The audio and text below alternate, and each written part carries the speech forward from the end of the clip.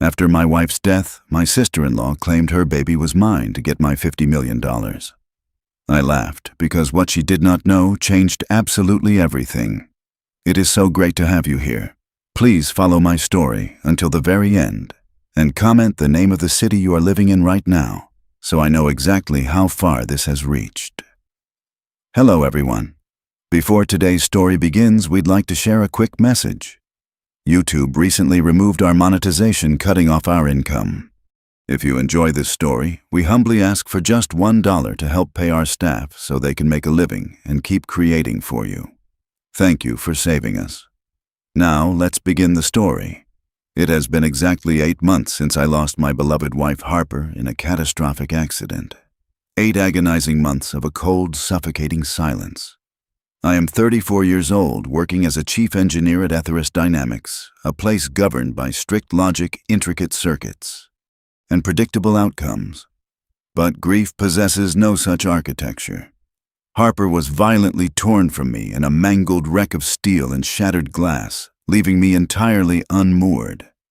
Yet, the human mind is a terrifyingly adaptable machine.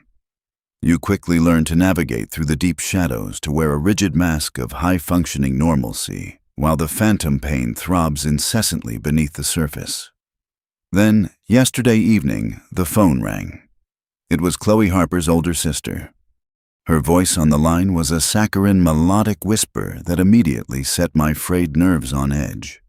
She invited me to a highly private family dinner. The stated reason was to honor what would have been Harper's birthday. But the real emotional bait she dangled was a chance to formally meet baby Leo, Chloe's 6-month-old son. I accepted the invitation not out of any residual familial warmth, but driven purely by a cold, clinical curiosity.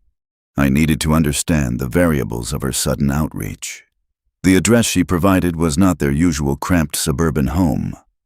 As I pulled my car into the winding, perfectly manicured driveway of a sprawling luxury estate, the quiet alarm bells in my head began to ring in earnest. The house was clearly a rental, undoubtedly an exorbitant one. Towering marble columns and sweeping glass facades reflected the bruised purple light of the evening sun. It was an opulent stage, set a stark, glaring contradiction to the crushing mountains of debt I knew for a definitive fact Chloe and her husband Marcus were drowning in. You do not rent a fortress of glass and stone when your credit cards are completely maxed out unless you are playing a desperate game. I stepped out of the vehicle, the gravel crunching beneath my shoes like breaking bones in the quiet dusk. The massive oak front door swung open before I could even reach the steps. The entire maternal side of Harper's family was waiting inside the grand foyer. The air was incredibly thick with expensive perfumes and an artificial suffocating warmth that instantly made my skin crawl. They descended upon me with an exaggerated, grotesque enthusiasm. There were tight, restraining hugs that lingered a fraction of a second too long, overly sympathetic pats on my shoulder, and wide smiles that never quite reached their dead eyes. It was a flawless, heavily rehearsed pantomime of grief. "Ellie, darling, we are so incredibly happy you could make it," Harper's mother crooned, clutching my hands with a claw-like grip. Her eyes, however, completely betrayed the emotional performance. They darted nervously, repeatedly, tracking a specific target resting in the center of the vast living room. I followed her intense gaze. Sitting dead center on the gleaming glass surface of the coffee table was a thick, dark leather briefcase. It rested there with a heavy, magnetic pull, anchoring the entire room like a loaded weapon placed deliberately in plain sight.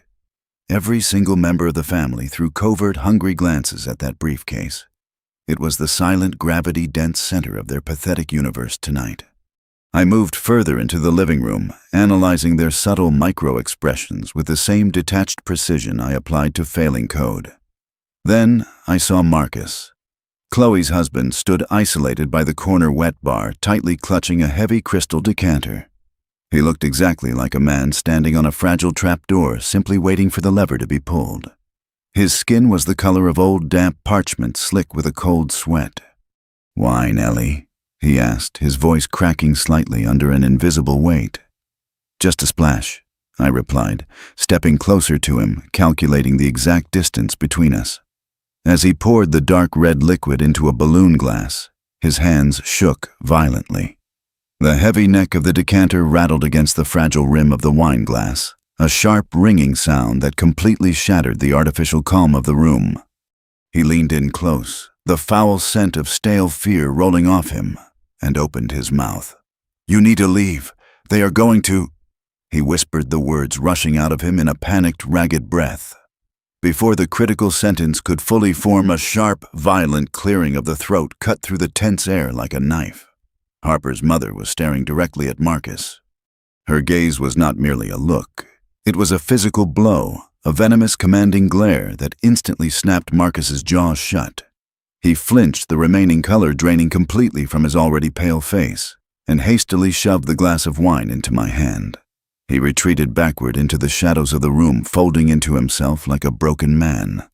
I stood alone for a moment, holding the glass, feeling the cold crystal against my palm. The trap was meticulously set. The jaws were wide open. Every rational instinct, honed by logic and survival, screamed at me to walk out the front door, get into my car, and never look back at these vultures. But the memory of Harper, the sharp, brilliant mind of the woman I loved more than anything, anchored my feet to the hardwood floor. I wanted to see the intricate mechanics of their deceit. I wanted to see the exact shape and scope of their boundless greed. With a remarkably calm, deliberately slow movement, I took a long sip of the dark wine. I walked purposefully toward the center of the room and sat down on the plush velvet sofa directly across from the leather briefcase. I crossed my legs, rested my hands peacefully on my lap, and waited for the curtain to rise on their little play. The agonizing charade of dinner dragged on for what felt like several hours. Plates of expensive untouched food sat between us, the metallic scraping of forks against fine china echoing like scratching on a prison wall. I ate precisely nothing, merely pushing a piece of rare steak across the porcelain, keeping my gaze perfectly level. Halfway through the excruciating main course, the entire atmosphere shifted. The ambient noise of forced polite conversation abruptly ceased. Chloe pushed her heavy oak chair back, the legs screeching against the polished floorboards. She stood up slowly, raising a hand to demand absolute silence from the already quiet room. Without saying a single word, she turned and marched down the dimly lit hallway toward the nursery. When she returned, she was cradling the 6-month-old boy in her arms. Her expression had transformed completely. Gone was the nervous, indebted sister. In her place stood a woman radiating the fanatical, terrifying conviction of someone executing a divine mandate. She carried the infant to the center of the expansive living room, standing right beside the glass coffee table where the dark leather briefcase still rested. With a single fluid motion, she unlatched the heavy brass locks. From the velvet-lined interior, she withdrew a thick stack of legal documents, the top page bearing a glaring crimson notarized seal. She did not hand it to me. Instead, she threw the heavy packet onto the table. It landed with a loud, definitive slap. "Look at him, Ellie," Chloe commanded, her voice ringing with a manic edge. "Look at your son." I did not flinch. I let my eyes trace the contours of the boy's face, then slowly moved my gaze up to meet her feverish stare. "I am not entirely sure what kind of sick, twisted game you are trying to play here tonight, Chloe," I said, keeping my tone entirely flat and devoid of any emotion. "It is no game," she snapped back instantly, a triumphant, ugly sneer twisting her carefully applied makeup. "That document right there is a legally binding contract, a surrogacy agreement, secretly drafted and finalized 2 months before Harper passed away. We used your frozen eggs, Ellie. We used an anonymous sperm donor. I volunteered my womb because my sister was desperate to build a family with you. This boy legally and biologically belongs to you and Harper." The sheer audacity of the lie hung in the air, heavy and suffocating. Before I could even dissect the massive logistical impossibilities of her claim, her mother launched into her rehearsed role. The older woman collapsed slightly into her chair, pressing a lace handkerchief to her eyes. "Oh, Ellie," she sobbed, a grating theatrical wail that lacked a single genuine tear. "My sweet, beautiful Harper wanted this more than breathing. She knew how demanding your career at the firm was. She wanted to surprise you. She begged us to keep it a secret until the baby was born. You have to take responsibility for this innocent child. You must step up and be the mother she always believed you could be. It is the only way her restless soul will ever find peace in heaven." It was a masterful, deeply manipulative performance designed to weaponize my profound grief against my own sanity. But they had fundamentally miscalculated my emotional processing system. Chloe handed the baby to her weeping mother and leaned over the coffee table. The mask of the grieving devoted sister vanished instantly, replaced by the cold, calculating face of an extortionist. Her eyes were hard, flat, and completely devoid of humanity.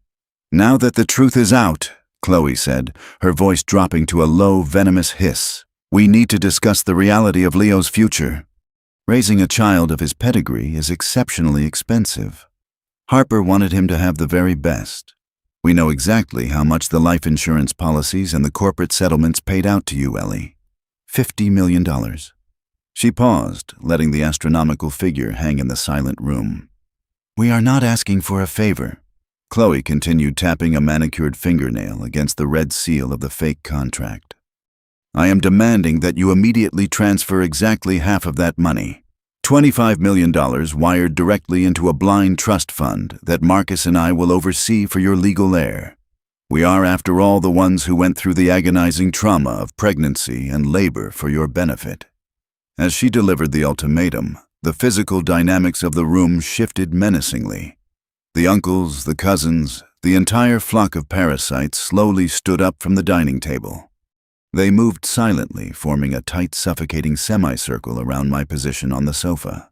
They were boxing me in using their physical presence to amplify the psychological pressure. "Think about your position, Ellie," an uncle muttered from the shadows, his arms crossed tightly over his chest. "You are a chief engineer. You hold massive government clearances. Aetherist Dynamics values public morality and pristine reputations above all else. What do you think the corporate board would do if a scandal broke out? A scandal exposing their brilliant engineer as a deadbeat parent who abandoned her surrogate and her biological child to starve in poverty while sitting on a massive fortune. It would be on the front page of every single news outlet by tomorrow morning." Chloe added, stepping even closer, her perfume now completely overpowering. "Your career would be ashes. Your reputation would be annihilated. Or you simply pick up the gold pen resting next to that contract, sign the transfer authorization, and we all walk away as a happy, quiet, generously compensated family." They stared at me, their eyes burning with a desperate, naked greed, fully convinced they had backed me into an inescapable corner. They waited for my panic, my tears, and my ultimate surrender. The air in the room grew so dense it felt as though the atmospheric pressure had suddenly doubled. Every single eye was locked onto my face, tracking every micro-contraction of my facial muscles. They were hunting for the exact moment my spirit snapped, waiting for the tears to fall, waiting for my trembling fingers to reach for the gold pen. They expected a total systemic shutdown. Instead, I felt a strange bubbling sensation rising from the very bottom of my chest. It was not panic. It was not grief. I leaned my head back against the velvet cushions of the sofa and let it out. A laugh. It started as a low, dark chuckle, then rapidly escalated into a full, booming, uncontrollable roar of pure, unfiltered amusement. The sound of my own voice echoing off the high vaulted ceilings was harsh, sharp, and dripping with absolute contempt. The synchronized gasp that ripped through the semicircle of greedy relatives was like music to my ears. I kept laughing. I laughed so hard my ribs began to ache. Through my tear-blurred vision, I watched the smug, victorious smirk on Chloe's face physically shatter. Her jaw went slack, and the vibrant, flushed color completely drained from her cheeks, leaving behind a sickly, chalky gray. "What is so funny?" she finally hissed, her voice trembling, stripping away all the false bravado she possessed moments before. I stopped laughing abruptly. The silence that slammed back into the room was deafening. I stood up slowly, making sure I towered over the coffee table and locked my eyes directly onto hers. "You really should have done your due diligence before trying to steal $50 million, I said, my voice dropping to a terrifying, deadly calm whisper. "You see, Chloe, that document you just threw on the table is an absolute masterpiece of fiction, a brilliant piece of garbage. I picked up the thick packet, feeling the heavy, expensive paper between my fingers, and tossed it carelessly back down. I was born with a very rare genetic condition, I stated, enunciating every single syllable with razor-sharp precision. When I was 19 years old, my medical team had to perform a total bilateral oophorectomy. That means, dear sister-in-law, that both of my ovaries were completely and permanently surgically removed. The words hit the room like a physical shockwave. It is biologically, medically, and physically impossible for me to produce eggs. I continued, watching the utter devastation wash over their faces. So, unless you managed to harvest ghost cells from a teenager 15 years ago, there is a 0% chance that the child crying in the next room shares a single drop of my DNA. Total, absolute chaos erupted. Harper's mother let out a strangled, pathetic gasp, clutching her chest as if she had just been shot. Behind the bar, Marcus finally collapsed his forehead, hitting the heavy wood with a dull thud as he let out a long, agonizing groan of pure defeat. The encircling relatives stumbled backward, the predatory energy instantly turning into frantic, mindless panic. Chloe, however, completely lost her mind. She practically lunged across the table, her perfectly manicured hands curling into desperate claws, screaming at the top of her lungs. "You are lying!" she shrieked, spit flying from her lips. "Harper knew. She knew you were defective. She told me you deceived her your entire marriage. She was going to divorce you and take everything before she died." Her frantic lies were pathetic, the dying thrashings of a trapped animal. I did not even dignify her hysterical screaming with a response. I calmly turned on my heel and began walking toward the heavy oak front door. A chorus of vicious curses and threats rained down on my back, but it sounded like meaningless white noise. As I stepped out into the cool night air, leaving their burning house of cards behind, my analytical brain was already running complex calculations. I recalled the exact texture of the paper, the flawlessly structured legal jargon, the perfect spacing of the indemnification clauses on that fake contract. That level of sophisticated forgery required serious capital and elite corporate legal knowledge. It was a flawless weapon far beyond the intellectual capacity of a broke, unemployed grifter like Chloe. Someone else built that bomb, and I needed to find out exactly who handed her the detonator. The drive back to my own house was a blur of neon streetlights and racing thoughts. The cold night air whipping through the cracked window could not cool the burning machinery of my mind. I parked in my driveway, staring up at the quiet, dark windows of the home Harper and I had built. It felt different now. It felt like a crime scene waiting to be processed. Harper was a senior forensic data analyst. She was a woman who lived her entire life in the absolute certainty of digital footprints and unalterable code. She hunted corporate ghosts for a living. There was a 0% chance she would have missed the chaotic criminal desperation radiating from her own sister. And there was a 100% certainty she would never leave me completely blind in the dark. I walked inside, bypassing the kitchen and the bedroom, heading straight for the basement study. The room was exactly as she left it. Against the far wall stood her prized possession, a restored vintage jukebox from the 1950s. It was her passion project, a beautiful machine of chrome and neon that she had painstakingly rebuilt piece by piece. I approached the machine, running my fingertips over the cold, curved glass. Harper always said that people hid their deepest secrets in the places they loved the most. I opened the front access panel, exposing the complex, intricate mechanical heart of the jukebox. My eyes scanned the rows of records, the selector arms, and the central spindle gear. I reached my hand deep into the greasy, metallic cavity, feeling along the underside of the primary rotational axis. My fingers brushed against a tiny, unnatural square of hardened plastic. A micro-encrypted solid-state drive attached with a single piece of industrial adhesive. I pulled it free, wiped the machine grease from its surface, and plugged it into my heavily secured workstation. The screen instantly flashed a stark crimson prompt demanding a decryption key. Standard alphanumeric brute force attacks would take approximately 10,000 years to crack it, but I did not need an algorithm. I knew my wife. The password was not a word. It was a memory. I typed out the exact geographical coordinates of the specific coffee shop where we had our very first date. 40 degrees, 43 minutes, 50 seconds north. 73 degrees, 59 minutes, 14 seconds west. The screen blinked. The drive unlocked. A massive directory of hidden folders spilled across my monitors. It was a complete, exhaustive shadow investigation Harper had been running during the final 6 months of her life. I opened the first folder labeled with Chloe's name. The financial data inside was staggering. Chloe and Marcus were not merely dealing with missed mortgage payments or maxed-out credit cards. The ledgers Harper had unearthed proved Chloe was deeply entangled in a highly sophisticated industrial espionage ring. She had been acting as a low-level data mule, ferrying stolen proprietary business algorithms to overseas competitors. But she had made a fatal error, losing a critical data packet. Now the syndicate she worked for was ruthlessly counter-blackmailing her, threatening her life and her family if she did not pay them a massive restitution fee. She was drowning in a multi-million-dollar extortion trap. That explained the terrifying desperation at the dinner party. But it did not explain the flawless legal forgery of the surrogacy contract. I dug deeper into the drive, moving past the financial records until I found a single heavily compressed audio file. It was securely hidden within an innocent-looking system registry folder. I put on my headphones and hit play. The audio was slightly muffled, likely recorded covertly from Harper's smartphone. The first voice belonged to Chloe, her tone frantic pleading and completely unhinged.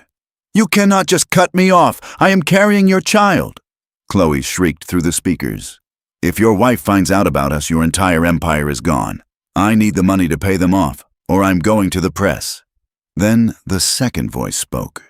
It was a voice I heard every single week in corporate boardrooms and global strategy briefings. It was smooth, brutally cold, and commanding.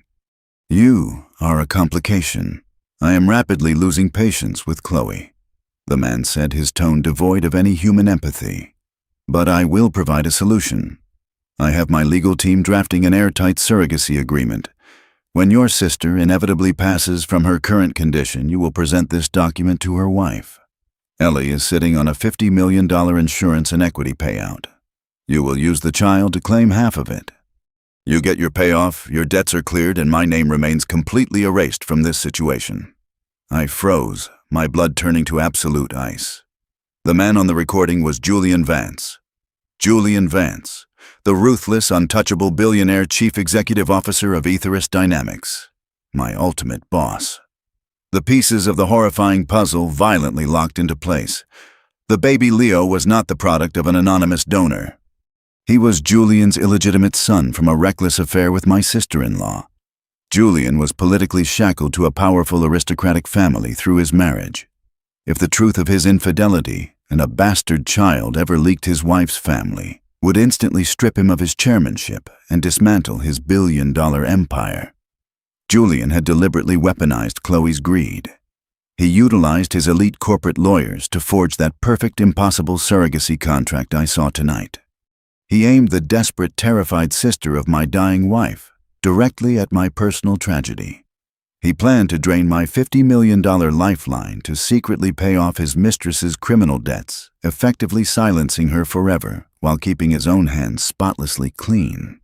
He thought he had engineered the perfect corporate cover-up. He thought he could use my grief as a financial sponge to clean up his personal mess. I sat back in the glow of the monitors, the silence of the empty house pressing heavily against my shoulders. The shock rapidly dissolved, burning away into a state of absolute, hyper-focused clarity. My wife had fought a silent war from the shadows, leaving me the ultimate weapon. Now it was my turn to pull the trigger. The revelations on Harper's hard drive painted a terrifying, crystal-clear picture of the lethal ecosystem I had unknowingly stumbled into.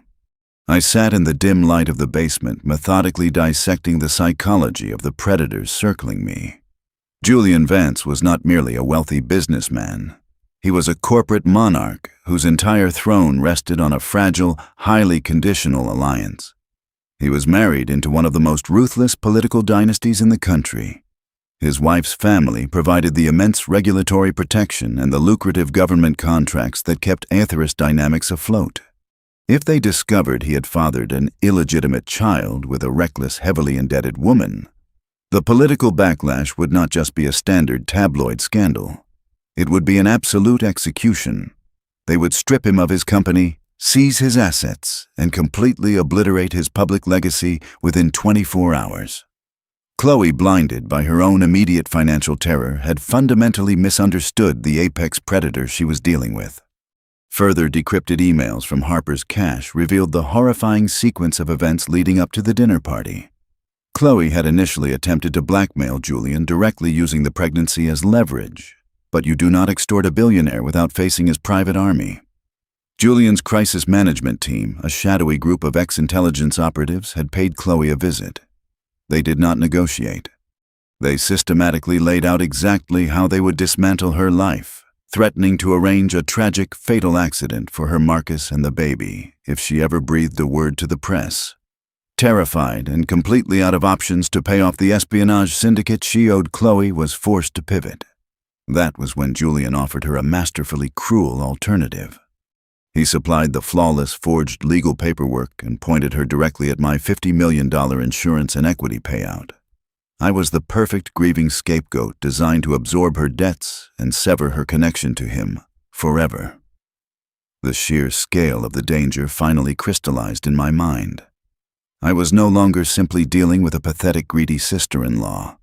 I was standing directly in the crosshairs of an incredibly powerful man who commanded resources beyond my comprehension. If I simply refused to pay and walked away, Julian would eventually realize I was a loose end. A chief engineer with a grievance and potential access to corporate secrets is a massive liability. It would only be a matter of time before my brakes mysteriously failed on the highway, or I suffered a fatal, undocumented medical event.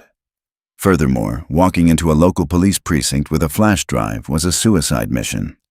Julian owned politicians. He certainly owned a few police commissioners. Handing over the evidence to the authorities meant it would likely disappear into an evidence locker forever, and I would disappear shortly after. I needed a weapon that could bypass his wealth and his influence entirely. I had to stop thinking like a grieving widow and start acting like the senior systems engineer I was trained to be. I turned back to my multi-monitor setup and cracked my knuckles. If Julian Vance wanted to play a high-stakes game of destruction, I would build him a bomb he could not defuse. I spent the next 6 hours constructing a flawless, decentralized deadman switch. I extracted every single piece of evidence from Harper's drive: the financial ledgers, the forged surrogacy contract, the audio recordings, and the communications with his crisis team. I heavily encrypted the entire package and began mirroring the data across dozens of anonymous offshore servers scattered globally from Iceland to Switzerland to Singapore. Next, I wrote a custom automated distribution protocol. I linked the server network directly to the private email addresses of every single major investigative journalist in the country, the internal compliance board of Aethirus Dynamics, the federal authorities, and most importantly, the personal inbox of Julian's politically powerful wife. I set the trigger mechanism to a highly specific rotating cryptographic key. If I did not manually enter the correct 16-digit sequence into a secured terminal every 12 hours, the servers would automatically interpret my absence as a hostile event. The firewall would drop, and the massive payload of evidence would detonate across the internet simultaneously. No team of lawyers or corporate fixers could ever scrub that much data off the web once it went live. My life was now the only thing keeping Julian Vance out of federal prison and absolute ruin. With the digital explosive firmly wired and ticking in the background, it was time to invite the targets into the blast radius. I picked up my phone and opened a highly secure encrypted messaging channel, sending a direct, untraceable text to Julian's private executive number. The message was brief and clinical. I informed him that I was fully aware of his involvement with Chloe, the forged contract, and his biological child. I demanded his physical presence to resolve the matter definitively. Then I dialed Chloe's number. She answered on the very first ring, her breathing shallow and erratic. "I have reconsidered," I said, keeping my voice utterly defeated and flat. "You win. I do not want the scandal. I do not want my career ruined. I will give you the $25 million. I could hear the sharp gasp of disbelief followed immediately by a sickening wave of relief on her end of the line. "I have booked a private neutral location," I continued, cutting off her pathetic attempts at gratitude. "The penthouse suite at the Grand Meridian Hotel downtown, tomorrow evening at exactly 8 o'clock. Bring the baby, bring the contract, and tell the architect of this entire plan to be there as well. We are going to sign the paperwork, transfer the funds, and end this nightmare permanently." I hung up the phone before she could ask a single question. The board was set. The pieces were moving exactly where I wanted them. All that was left was the final execution. The heavy oak doors of the Grand Meridian penthouse suite swung open precisely at 8 o'clock in the evening. I stood near the floor-to-ceiling windows overlooking the glittering skyline of the city, projecting an aura of complete broken submission. Chloe and her immediate family entered first. They scurried into the luxurious space like rats infiltrating a palace. Chloe was clutching the heavy leather briefcase tightly against her chest. A sickening, triumphant smile was plastered across her face. She truly believed she had won. Marcus trailed behind her, holding baby Leo, his eyes darting around the expansive room in nervous anticipation. Less than 2 minutes later, the atmosphere in the room violently shifted. The air grew instantly colder as Julian Vance walked through the entrance. He did not look like a man secretly cornered by an extortion plot. He looked every inch the ruthless, untouchable billionaire chief executive officer. He was flanked by 3 massive, heavily armed private security contractors whose customized tailored suits poorly concealed the tactical holsters at their sides. They fanned out immediately, securing the perimeter of the room with silent military precision. Julian did not even bother to look at Chloe. He walked directly toward the massive mahogany dining table in the center of the suite and took a seat at the head. He gestured sharply with his hand, and one of his guards snatched the briefcase from Chloe. The guard placed the forged surrogacy agreement on the table and slid it across the polished wood toward me. "Let us make this incredibly brief, Ellie," Julian said, his voice a low, commanding rumble that demanded absolute obedience. "You signed the financial transfer authorization for the $25 million. You signed the ironclad non-disclosure agreement sitting right beneath it. Once the ink is dry, you will walk out of that door and you will completely forget this child, this family, and this entire unfortunate situation ever existed. Do we have a clear understanding?" He withdrew a heavy gold fountain pen from his breast pocket and tossed it casually onto the table. It rolled and stopped exactly an inch from my fingertips. Chloe stepped forward, her eyes practically vibrating with raw greed. "Just sign it, Ellie. It is the best thing for everyone." I looked at the pen. I looked at the forged contract. Then I slowly raised my gaze to meet Julian's cold, arrogant eyes. I did not reach for the pen. Instead, I raised my left wrist, tapped the face of my customized smartwatch, and pressed a single pre-programmed digital button. Instantly, the massive 85-inch presentation screens lining the walls of the penthouse flared to life. The sudden blinding light caused everyone in the room to flinch. The screens did not display a corporate logo. They displayed a catastrophic digital hemorrhage. Running down the left side of the monitors was the complete, unredacted transaction history of Chloe's industrial espionage ring. In the center, in brilliant high definition, was the forged surrogacy contract heavily annotated with digital forensics, proving its origin traced directly back to the private servers of Julian's elite legal team. And on the right side of the screen, completely undeniable, was a certified genetic analysis profile, proving an absolute 99.9% paternal match between Julian Vance and baby Leo.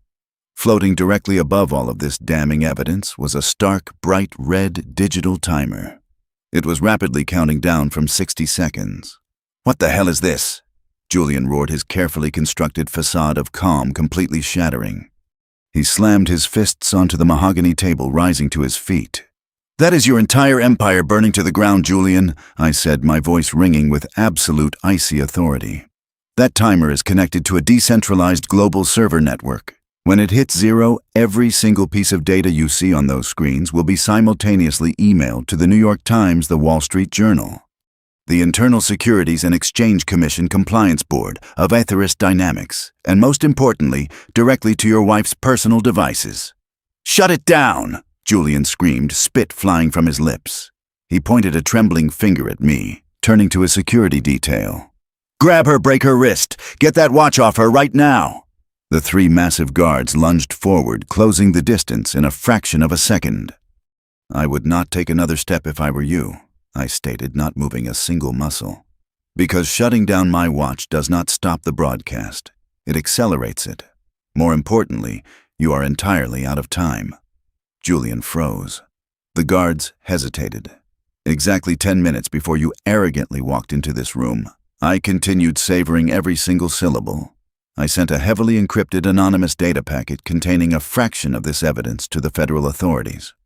I informed them that a major corporate extortion and fraud exchange was actively taking place at this exact address. As if perfectly cued by my words, the heavy oak doors of the penthouse did not just open. They were violently kicked inward, splintering the expensive wood. A massive tactical team wearing heavy body armor flooded into the room, their weapons raised and sweeping the area. Following closely behind them were stern-faced agents in dark suits, holding federal warrants. "Federal Bureau of Investigation, nobody move. Keep your hands exactly where we can see them," the lead agent bellowed, his voice echoing like thunder in the confined space. The collapse of my enemies was immediate and spectacularly pathetic. Julian's highly paid private security detail instantly dropped their weapons and raised their hands, refusing to fight federal agents for a doomed billionaire. Julian himself stood frozen, the color draining from his face, until he looked like a hollow, lifeless statue. His jaw worked silently, trying to find a way to buy his way out of a trap that had already snapped shut around his neck. Chloe's reaction was entirely visceral. Her legs simply gave out beneath her. She collapsed onto the expensive Persian rug, the realization of her impending reality crushing her. She was facing decades in federal prison for grand extortion, wire fraud, and corporate espionage. She crawled on her knees toward me, her face streaked with black mascara, sobbing hysterically. "Ellie, please, I am your family. Harper would not want this. Please stop them," she wailed, her fingers clawing desperately at the air between us. I looked down at her with absolute, unwavering disgust. Harper was the one who built the gallows, Chloe. I simply pulled the lever. I turned my back on her pathetic crying.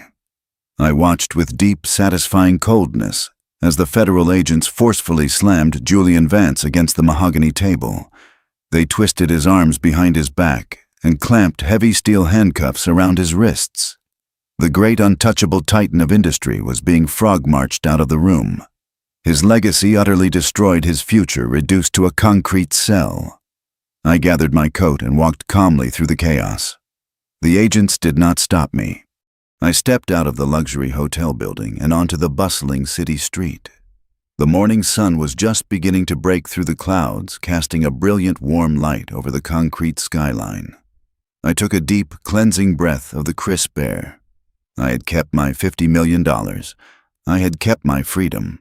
But more importantly, I had protected the memory of the woman I loved.